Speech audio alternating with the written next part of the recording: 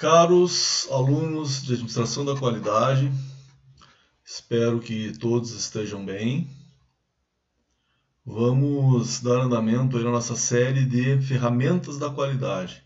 Então nós viemos conversando sobre as mesmas logo que nós terminamos o TQC e já falamos sobre o brainstorming, já falamos um pouco sobre o diagrama de Ishikawa, falamos sobre Pareto, folha de verificação, e hoje nós vamos conversar um pouco sobre o gráfico de dispersão. Então essas ferramentas são conhecidas como ferramentas básicas da qualidade. Alguns autores colocam como 7 ferramentas, outros como 8, enfim, tem uma divergência aí entre eles. O importante é nós sabermos que são ferramentas que nos auxiliam no gerenciamento da qualidade e principalmente na análise e resolução de problemas. Ainda relembrando os conceitos do TQC, que nos fala que a melhoria da qualidade ela tem que ser feita, executada de uma forma estruturada, tendo um método. Esse método que as empresas adotam na sua grande maioria é o PDCA. Dentro do método nós temos as 4 etapas, né? O planejamento, onde eu planejo, identifico o problema, planejo o que eu vou fazer, depois tem o do, que é a execução, eu treino e executo o que eu planejei.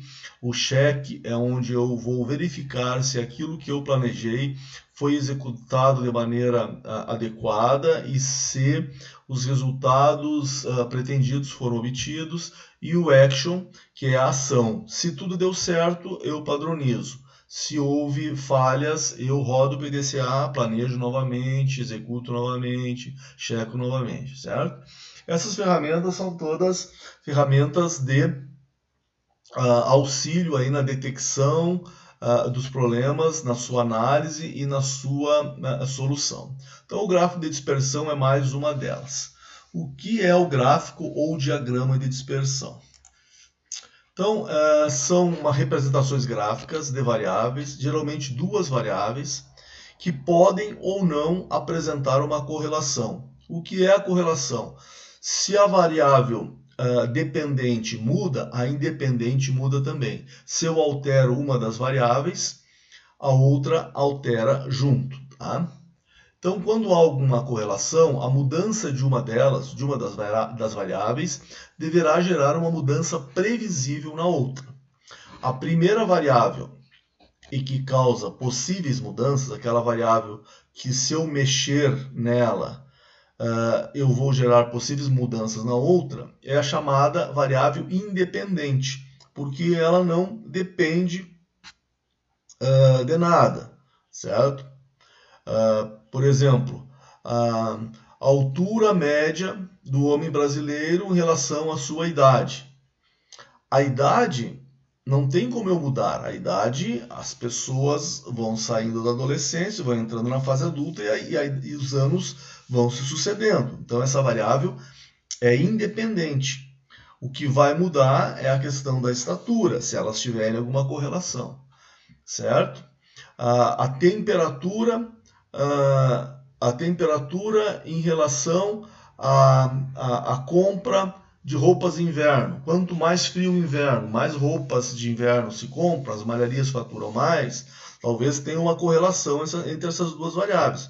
O inverno com temperaturas médias mais frias gerem um faturamento maior para as malharias. Agora, a variável independente, qual é? É a temperatura. Essa eu não posso controlá-la, ela é independente.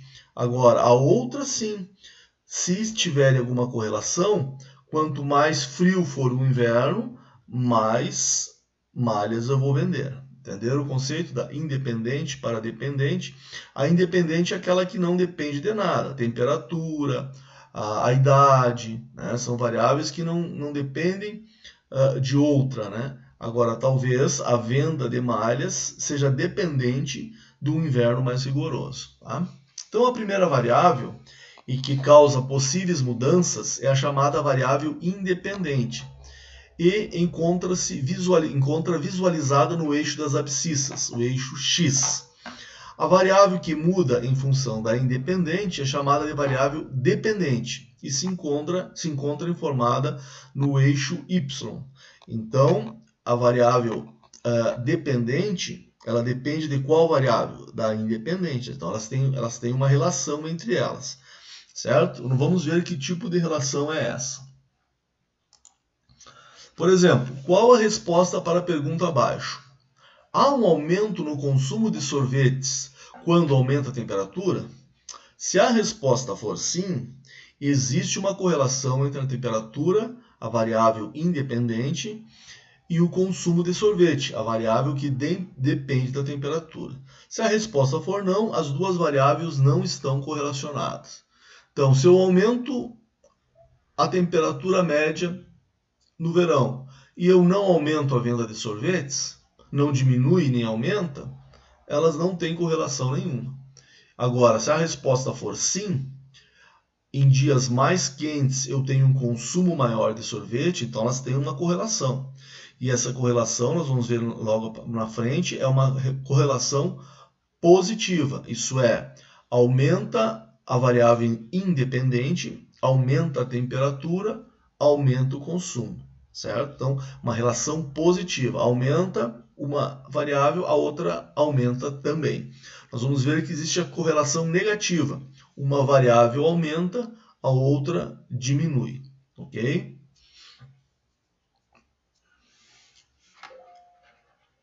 Vamos adiante.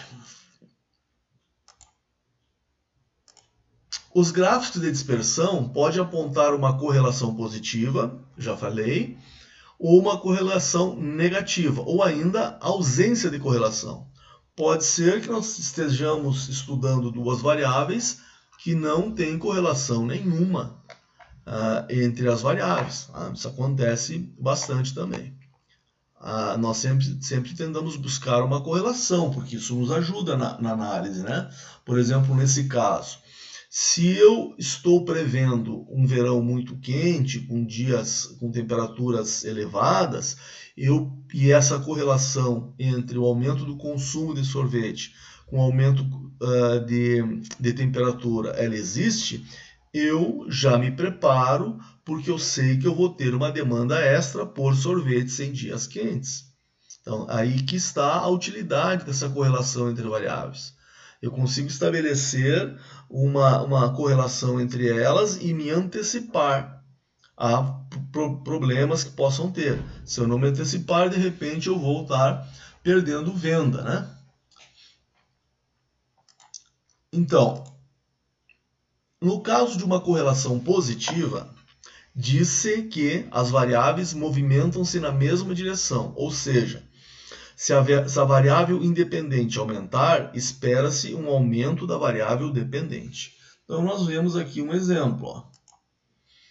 A variável independente aumenta e a independente aumenta junto. Ó. Quanto maior o x, maior o y. Quanto maior o x, maior o y. Quanto maior o x, maior o valor de y. Então, eu tenho essa carinha do gráfico, certo? Se eu fosse traçar uma reta aqui no meio desses pontos, a reta teria essa inclinação, ok? Então, essa é a cara, o layout de um gráfico onde existe uma correlação positiva entre a variável independente, que é o x, e a variável dependente, que é o y, tá? Reforçando aqui, né? A variável independente, ela vai estar sempre no eixo x, e a variável dependente vai estar no eixo y, ok? No caso de uma correlação negativa, também se traça a curva de tendência, com o mesmo objetivo. Isso é, verificar se existe uma correlação. Mas, ao contrário do que acontece na correlação positiva, dessa vez, mudanças na variável independente geram mudanças inversas na variável do eixo y. Quer dizer, se uma aumenta, a outra diminui, e vice-versa. Então, eu tenho essa carinha aqui. O gráfico de uma correlação negativa ele fica com esse layout, comparando. Ó. Esse é uma correlação positiva. Quando eu aumento o valor de x da variável independente, a variável dependente também aumenta. Ela se move na mesma direção. Aqui é o contrário. Quanto mais eu aumento o valor de x, menor é o valor de y. Aqui eu tenho um valor de x alto para esse ponto e um valor de y baixo. Aqui eu tenho um valor alto, aqui eu tenho um valor baixo para o eixo x, que é a variável independente, e alto para o y. Então elas se movem em sentidos opostos. Por exemplo, eu poderia dizer aqui, nessa correlação negativa, que quanto mais policiais eu tenho na rua, menor é a minha taxa de criminalidade. Então, esta é a variável independente, policiais na rua. Isso afeta a variável dependente, que é a criminalidade, se isso for uma verdade, certo? Então, essa análise poderia ajudar aí um gestor público. À medida que vão sendo feitas contratações, que as contratações são maiores que as aposentadorias dos policiais, eu tenho um efetivo maior, eu posso buscar uma série histórica numa cidade ou num estado do número de policiais nas ruas e vou buscar a série histórica do mesmo ano dos crimes. Aí eu consigo ver se existe uma relação entre número de policiais na rua com a queda da criminalidade. Então, aumento a variável independente, logo eu diminuo a variável dependente. Então, se houver uma correlação, eu digo que a criminalidade ela está correlacionada com o número de policiais na rua, da seguinte forma: quanto mais policiais eu tenho, mais baixo é o meu índice de criminalidade. E posso ter uma ausência de correlação. Eu tenho duas variáveis e as duas não têm correlação nenhuma, então eu não consigo tirar nenhum conhecimento da correlação entre essas duas variáveis. Elas possuem correlação nula. E tem um número que é chamado coeficiente de Pearson, que aqui a gente está representando por R, às vezes ele aparece como alfa, que mostra a força da correlação. Tanto da positiva, que é esse exemplo aqui, quanto da negativa, que é esse exemplo aqui. E quando não tem correlação nenhuma também, ele demonstra isso no seu valor. Quando o R ele é muito próximo de 1, quer dizer 0,8, 0,9, 0,95, existe uma correlação positiva forte. Quer dizer que aquela variável independente ela se correlaciona de maneira muito forte com a variável dependente. Por exemplo, lá no caso do sorvete em dias quentes. Talvez eu faça um estudo da média das temperaturas no verão e descubra que há uma correlação entre a temperatura e o consumo de sorvete, cuja o R é 0,9. Então, é uma correlação muito forte. O que isso me diz? Que se eu tiver um verão quente, com temperaturas altas, e eu sou um fornecedor de sorvete, eu posso me preparar para um aumento de demanda. Isso é certo, porque a correlação entre a temperatura e a demanda por sorvete ela é forte, ela é 0,9, 0,95. Agora, ela pode ser positiva, mas pode ser fraca, 0,4, 0,5. Então, eu não preciso me preocupar muito. Eu sei que vai aumentar um pouco, que existe uma correlação, mas ela não é forte. E também, ela pode estar próxima do zero, 0,2, 0,3, 0,1, que me indica que ela existe uma correlação positiva, mas ela é tão fraquinha que eu posso desconsiderá-la. Ela é praticamente uma correlação nula ou muito fraca, certo? Vale a mesma análise para o lado negativo, quer dizer, quando eu tenho esse tipo de correlação, um aumento da variável independente e uma diminuição da variável dependente, elas andam em sentidos opostos. Lembre-se lá do exemplo, aumento do número de policiais na rua, diminuição da criminalidade. Vale a mesma análise. Se o meu R for menos 0,9, menos 0,95, menos 0,88 existe uma correlação muito forte entre as duas variáveis, apesar da negativa. Então eu posso apostar nessa estratégia de segurança pública, porque quanto mais policiais eu tiver na rua, mais eu vou ver os meus índices de criminalidade caindo, porque a correlação entre as duas variáveis ela é muito próxima do -1, então ela é forte. Pode acontecer que ela seja uma correlação fraca, exista a correlação, mas não seja tão forte assim. Talvez o gestor tenha que procurar outras causas que possam estar gerando a violência urbana, e não só o número de policiais na rua. Ele sabe que existe uma correlação, porém ela está nessa área aqui, a 0,5, 0,4, 0,6, não é uma correlação muito forte. Ou pode ser que não tenha nada a ver. Eu posso ter muitos policiais na rua e as taxas de criminalidade não caírem. Isso me dá um R muito próximo de 0.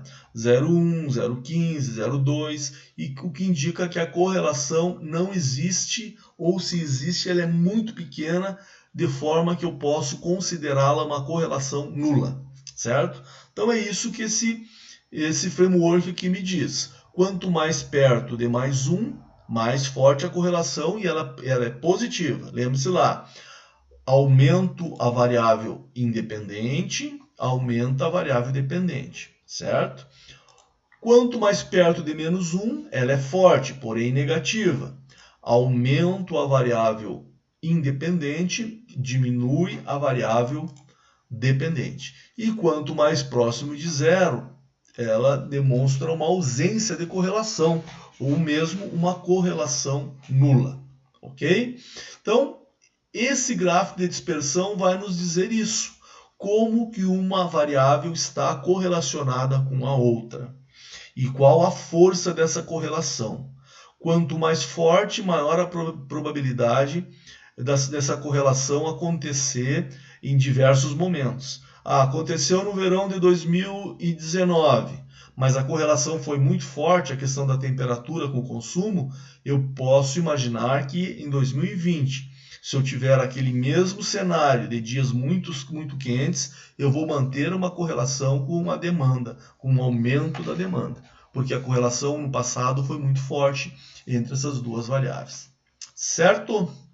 Então aí mais uma ferramenta dita das básicas da qualidade, as 7 ferramentas, 8 ferramentas básicas da qualidade, que nos dá uma forma de análise dos dados. Claro que esses dados eu vou ter que coletá-los através de folhas de verificação. Vamos ver uns exemplos aqui.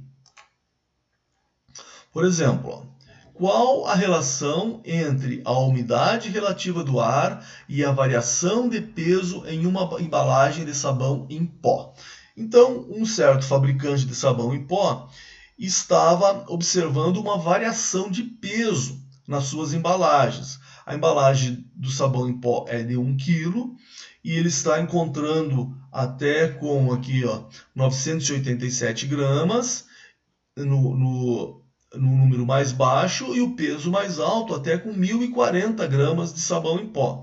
Então, quando ele entrega com menos de 1.000 gramas, teoricamente ele está lesando o consumidor, que está pagando por 1 kg, e quando ele entrega a embalagem com mais de 1 kg, teoricamente ele está tendo prejuízo, porque ele está vendendo 1 kg e entregando 1,40 kg. Sendo que nesse caso aqui, se a caixa ficar muito cheia, pode ter problema de estourar na hora de fazer o empilhamento, uma série de problemas. E depois de uma série de discussão, o pessoal chegou à conclusão que talvez, como o pavilhão ele não é um pavilhão climatizado, a umidade relativa do ar estaria influenciando nessa variação de peso. Na hora que a máquina vai fazer o invase do sabão em pó dentro da caixa, ela coloca mais ou menos peso de acordo com a umidade relativa do ar. Então, tem um problema de qualidade, eu não consigo manter o peso da caixa de sabão em pó, e eu quero saber se essa variável aqui ela tem influência na questão do peso, certo? Primeiro vamos identificar qual a variável independente e a variável dependente. Bom, essa aqui está muito claro, né? A umidade relativa do ar, ela independe né? Não, é a variável independente, ela estaria no eixo X. E o peso deveria variar com a umidade se a minha aposta de dizer que existe uma correlação entre eles está certa. Então, ela é a variável que vai depender. Então, essa aqui seria a independente, né?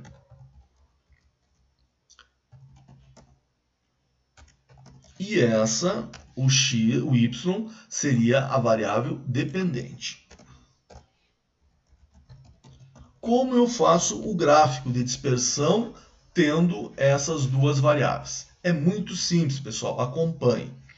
Eu vou marcar as duas colunas, desde aqui de cima com o nome da coluna. Venho aqui, ó, inserir gráfico. Aqui vocês vão ver, ó, gráfico de dispersão. Eu clico aqui e vou lá.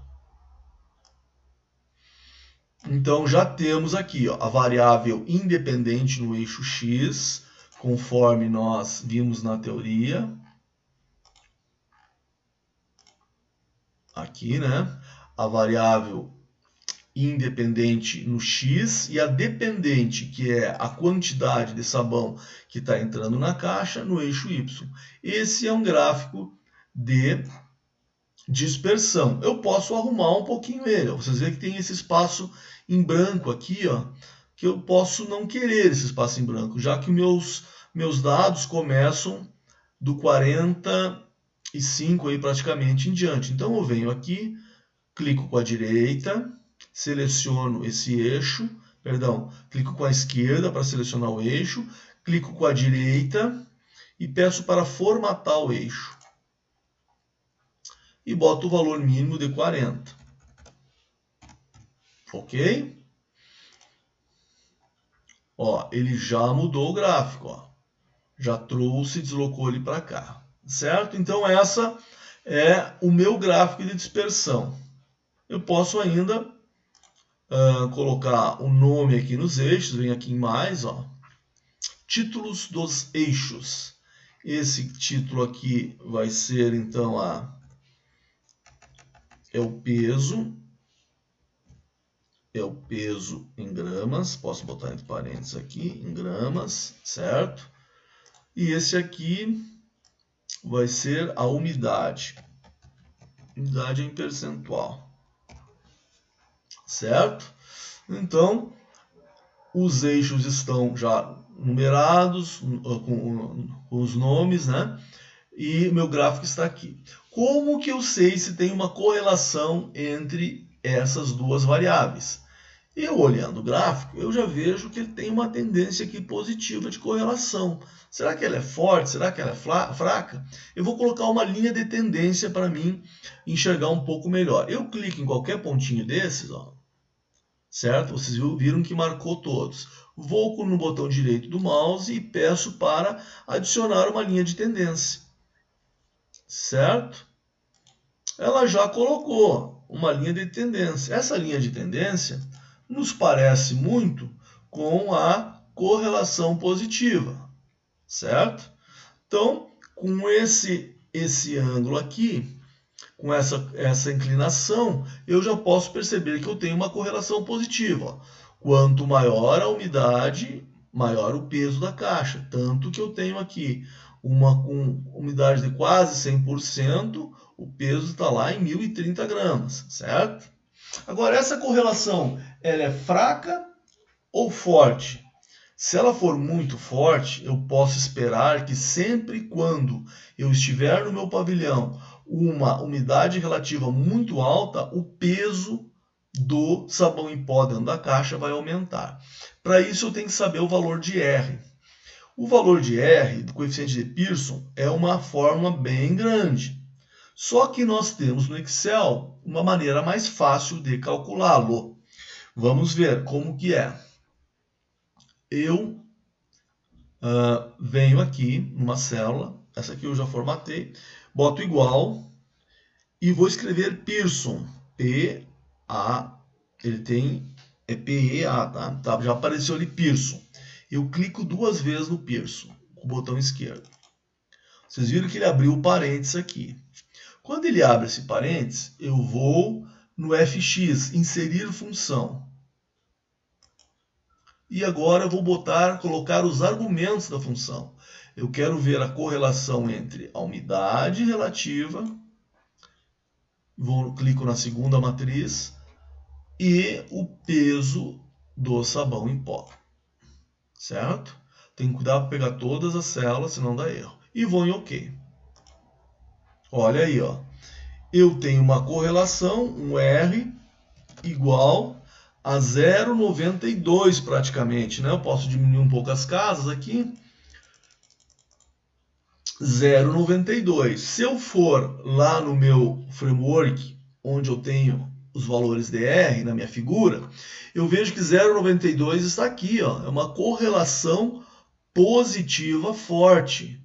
Isso quer dizer que sempre quando eu tiver umidade alta, umidade relativa alta, eu terei mais peso na caixa. O que isso pode me levar? Eu como gerente da qualidade ou como diretor da empresa? Eu posso fazer uma regulagem no meu equipamento para quando a umidade chegar acima dos 95%, aí tem que fazer um estudo estatístico. Mas eu já sei que quando a umidade chegar acima dos 90%, eu posso regular a máquina para ela colocar 2, 3% a menos de sabão em pó dentro da caixa. Ou, se não for possível, eu posso fazer um projeto para isolar essa máquina, né? Isolar essa máquina no ambiente de umidade controlada, se isso valer a pena. Porque não parece, mas veja bem, ele está botando 30, 40 gramas, certo? Dá 0,4%. Você imagina em centenas ou milhares de caixas de sabão em pó embalados por dia. Quanto sabão em pó não vai a mais na caixa? Ou pense o seguinte, essas 40 gramas pode estourar a caixa na hora de fazer o empilhamento. Ou pode vir uma reclamação do PROCON reclamando que a caixa pesa menos do que está demonstrando aí na embalagem, está especificado na embalagem. Então são todas essas variáveis agora que as equipes técnicas vão ter que estudar. Mas, pelo menos, já se sabe que quando aumenta a umidade relativa, aumenta o peso de sabão em pó dentro da caixa. E esses dados como que eu coletei? Com as folhas de verificação. Então o pessoal ficou acompanhando a umidade e o peso médio da caixa durante vários dias, até que chegaram a essa conclusão, certo? Através das folhas de verificação. Como que eles perceberam essa questão da umidade relativa? Provavelmente numa conversa, num brainstorm. Alguém num brainstorm, pode ser até o operador da máquina. Quando está muito úmido, quando está muito quente, muito úmido, eu vejo algumas caixas estourarem por sobrepeso. Né? Então, vocês veem que nós temos várias ferramentas da qualidade aplicadas. Falamos em brainstorm. Talvez no brainstorm tenha saído um Ishikawa. A questão da umidade veio lá para o M do meio ambiente. Quando o ambiente está muito úmido, eu não percebo mais peso nas caixas. Então, falamos de brainstorm, de Ishikawa, folhas de verificação para coletar os dados. E agora nós estamos chegando numa outra ferramenta que faz análise dos dados. Como o Pareto, né? Ela é uma ferramenta de análise de dados. Ela nos diz se há uma correlação entre as variáveis. Ok? Vamos ver esse outro problema. Um administrador público, ele quer saber se existe correlação entre o investimento em saneamento básico com a taxa de mortalidade infantil. Então, a taxa de crianças que morrem de 0 a 3 anos. Ele pegou o investimento em milhões de reais durante vários anos, né? Pega sempre uma série histórica, vários anos, ele buscou qual investimento que o governo fez em saneamento básico, em milhões de reais, e buscou as estatísticas do IBGE do número de mortes por 1.000 habitantes da mortalidade infantil nesses mesmos anos. Tá? Então ele tem aqui um parâmetro de análise, ele tem reais investidos em saneamento básico, milhões de reais investidos em saneamento básico e o número de mortes por 1.000 habitantes dessa faixa de 0 a 3. E ele quer saber se tem uma correlação. Ele, como gestor público, ele quer aplicar da melhor maneira os seus escassos recursos. Muitas vezes ele só tem uma bala na agulha, ele tem que aplicar de maneira correta para baixar a mortalidade infantil. Então vamos lá, é a mesma análise. Como que eu faço o gráfico? De novo, eu marco as duas colunas, inclusive o nome da coluna. Venho em inserir gráficos e vou aqui no gráfico de dispersão, certo? Pronto, já tenho o meu gráfico aqui. Vocês viram que tem toda essa parte em branco. Venho com o botão esquerdo, marco o eixo, vou no botão direito, formatar eixo. E começo com ele aqui em 150, o mínimo, em vez de 0. Ok, certo? E coloco aqui uma linha de tendência. Marquei com o botão esquerdo, vou com o direito, adicionar linha de tendência. Ok, fecho a janelinha, já tenho uma linha de tendência no meu gráfico. Esse gráfico aqui está muito parecido com aquele que nós vimos de uma correlação negativa. Ó, compare os dois. Então, provavelmente, existe uma correlação negativa. Quanto mais eu invisto em saneamento público, a minha variável que deve ser alterada, que é a dependente do investimento, é o número de mortes a cada 1.000 habitantes, certo? Se quiser, posso botar o nome dos gráficos, dos eixos. Agora, como eu sei se essa correlação ela é forte o suficiente para o gestor ir lá e colocar todas as fichas dele em saneamento básico para baixar a taxa de mortalidade? Eu acho o Pearson. Como que eu acho o Pearson? Eu venho aqui, abro aí uma célula igual, escrevo Pearson, P já vai aparecer, clico 2 vezes, abrir os parênteses. Abriu o parênteses, eu venho inserir função. Fui inserir função, eu vou colocar os argumentos da função. Eu quero comparar a matriz 1, que é os milhões de reais investidos em saneamento, com a matriz 2, que é o número de mortes a cada 1.000 habitantes de 0 a 3 anos. E ok. Opa! Deu um valor aqui do R igual a menos 0,96. Por que negativo? Porque a correlação ela é negativa. Quanto mais eu aumento o investimento em saneamento básico, diminui as mortes nessa faixa de 0 a 3 anos. Então eu tenho uma correlação forte, negativa. Então o gestor ele pode apostar aí no investimento em saneamento básico que vai dar resultado. Ele vai conseguir obter uma queda nas mortes na idade de 0 a 3 anos. Vamos diminuir um pouco a número de casos. Eu venho aqui, ó, vou diminuir. Vejam, é 0,96 negativo. Então, é uma correlação negativa muito forte. Quer dizer, então, que esse gestor ele pode confiar que, investindo em saneamento básico, ele consegue diminuir essa taxa de mortalidade. E aqui está o gráfico de dispersão, que nos diz isso, e o valor de R, o valor de Pearson, que corrobora com o nosso gráfico. Ok? Vamos ver um outro exemplo aqui. Esse foi aquele que nós fizemos, né? Vamos ver o C. Esse é o do sabão em pó. Vamos voltar para o gráfico aqui. Esse é o do sabão em pó. Qual a correlação entre o número de funcionários novos e o percentual de rejeito em uma indústria? Novamente, aqui a variável é a variável independente. O número de novos funcionários, eu tenho que admiti-los, porque se a demanda está crescendo, eu tenho que admitir. Então ela não depende, ela é independente. Talvez ela fosse dependente da demanda, mas aí é uma outra situação. E eu quero saber se o número de funcionários novos aumenta a quantidade de sucata da empresa, se aumenta a quantidade de rejeitos. Então o gerente da qualidade ele está preocupado, porque ele está para receber uma leva, uma grande contratação de novos funcionários que devem ser colocados no processo produtivo de uma grande indústria, e ele quer saber qual o tamanho do cuidado que ele tem que ter com esses funcionários novos, investimento em treinamento, enfim, se isso tem muita correlação. Quando entra funcionários novos, aumenta o rejeito. E pode ser uma empresa onde o rejeito seja muito caro. Então, o gerente de qualidade está muito preocupado com essas novas contratações. Novamente, como eu construo o gráfico de dispersão? Marco as duas colunas, inclusive o título. Venho em inserir gráfico de dispersão. Vejam que agora eu não consigo traçar uma reta.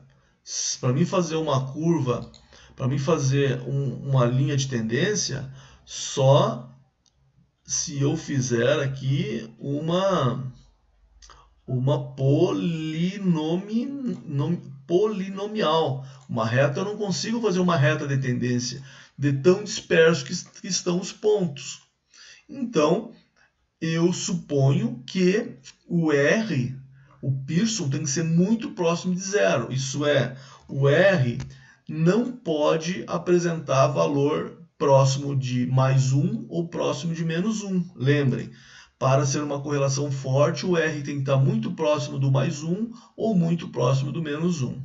Então eu venho aqui, vou abrir uma célula igual Pearson, escrevo Pearson, clico duas vezes com o botão esquerdo do mouse, vai abrir o parênteses, eu venho em inserir função, fx, e vou colocar agora as matrizes que eu quero comparar. Eu quero correlacionar pelo coeficiente o número de funcionários novos com o percentual de rejeitos da organização estudada. 0,09, muito próximo de zero. Então, meus amigos, o nosso gerente de qualidade não precisa se preocupar tanto, porque o aumento aqui dos rejeitos da organização deve ter outra causa raiz. Não é só pela entrada de novos funcionários na organização, dos novatos, que a empresa perde a mão com o rejeito. Ele vai ter que procurar uma outra variável de correlação, saber se é num departamento específico, se é um modo de falha específico, fazer um Pareto.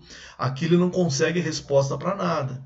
Ele só sabe que não adianta focar os esforços em cuidar especificamente dos novatos, que não são eles que são os responsáveis, os grandes responsáveis pelo aumento do percentual de rejeito da organização. Ele já direciona a sua artilharia para outro lado, né? Ele vai procurar uma outra causa raiz que esteja relacionado com esse número de rejeitos. Vai ter que procurar uma outra variável e tentar correlacioná-la. Viram que bacana? Você pode tomar aqui decisões dentro de uma indústria, você pode tomar decisões dentro da gestão pública, de investimentos, dentro de uma indústria, uma melhoria do equipamento, né? Na gestão de pessoas. Então, é uma ferramenta muito útil e muito utilizada, desde que eu tenha dados confiáveis, que eu tenha uma série histórica que eu possa buscar os dados que foram registrados em folhas de verificação e esses dados sejam confiáveis, ok? Espero que vocês tenham gostado dessa ferramenta gráfico de dispersão. Eu postei também um exercício para vocês trabalharem com a ferramenta, tá? Ele está aqui, ó. Diagrama de dispersão. Então, eu tenho uma grande fabricante de freios em Caxias do Sul, ela está enfrentando um problema de qualidade no seu principal produto, o freio Kami. Aí foi feito um brainstorm com os operadores, inspetores, processistas, manutentores dessa linha de montagem. Lembrem, o brainstorm eu convido pessoas que têm condições de agregar na solução do problema. Então, quem trabalha na linha tem condições, o pessoal da qualidade que inspeciona o produto tem condições, o processista que desenhou aquele processo tem condições, os manutentores que são acionados quando ocorre algum problema na linha também tem condições, tá? Esses caras então são responsáveis por essa linha de montagem. As possíveis causas das oscilações de qualidade nos freios foram colocadas nos 6 M's do diagrama de Ishikawa. Então foi falado sobre mão de obra, treinamento pessoal, né? Vai lá no M, mão de obra. A questão da matéria-prima do freio, vai lá no M, matéria-prima. A questão dos instrumentos de calibração, vai lá no M de medição. Um dos M's foi levantada a questão da provável interferência da temperatura ambiental no pavilhão, onde está localizada a linha de montagem de freio. Então, num dos 6 M's, que é o meio ambiente, foi levantada essa provável interferência aí da temperatura na qualidade dos eixos. Então, durante vários dias foi coletado, através de folhas de verificação, a temperatura média do pavilhão e o percentual de freios que foram reprovados no banco de teste. No final da linha tem um banco de teste que simula o freio no caminhão. Ao final do estudo, o gerente de qualidade recomendou à direção da empresa a compra de uma cabine com temperatura controlada para a montagem dos freios, com um investimento de R$2 milhões. Baseado nos dados coletados, que estão aqui na tabela 1, os dados de reprovação no banco de teste, você concorda com a decisão do gerente de qualidade? Por quê? Utilize o diagrama de dispersão e o coeficiente de Pearson para justificar sua resposta.